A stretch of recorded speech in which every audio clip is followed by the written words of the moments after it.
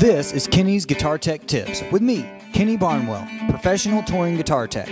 I've teched for some big name artists and toured around the world, which means I've met a ton of people, been in a variety of situations, and made my fair share of mistakes. And I've learned a thing or two about how to adapt to the inconsistencies of the live show.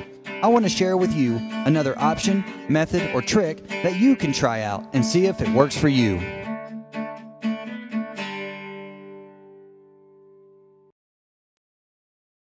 Today's tech tip of the day I want to talk about is how to get the proper relief on a guitar, one, without using a straight edge that they use in repair shops, and two, using a tool that gives you more consistency than the eyeing method. The eyeing method that I'm talking about is when guitar techs, and you've probably seen them do it, they'll look down the neck to see if there's proper relief, or they'll also hold down the 1st fret and the 12th fret and they'll tap at the middle of where the relief should be to see how much play is in the string between the fret wire and the string, to see if you have any play at all.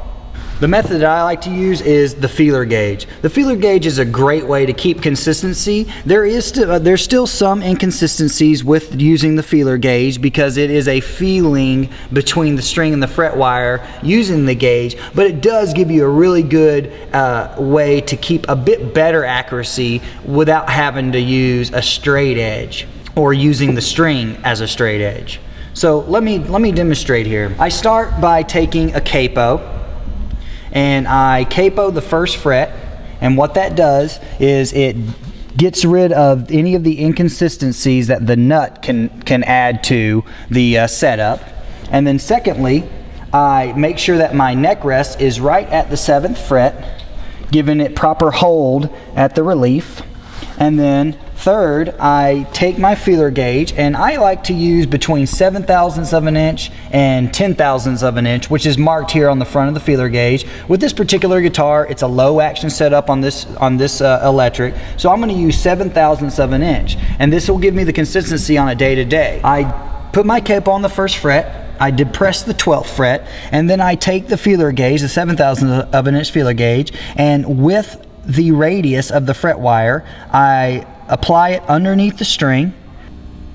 What that did, it tells me that if I have enough relief or too much relief. And how to judge that by using the gauge is when you put it under the string like that, you'll either feel it not touching from the string and the fret wire, meaning that there's too much relief, or you'll feel it sandwiching the feeler gauge a bit too much, causing it to stick, meaning that you have not enough relief and you have back bow in the neck.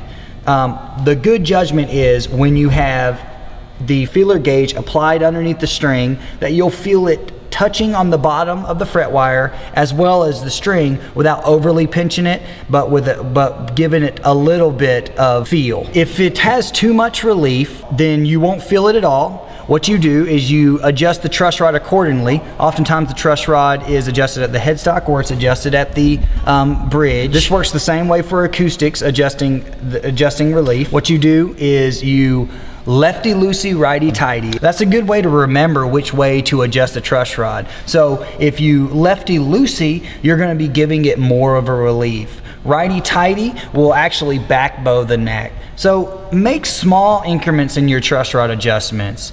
Lefty-loosey, more relief. Righty-tighty, back bow. After you make your adjustment on your truss rod, check with your feeler gauge again. Capo the 1st, 12th fret. Put your gauge under, feels just about right.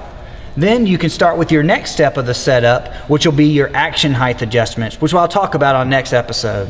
I'm Kenny, and that's the tech tip for the day.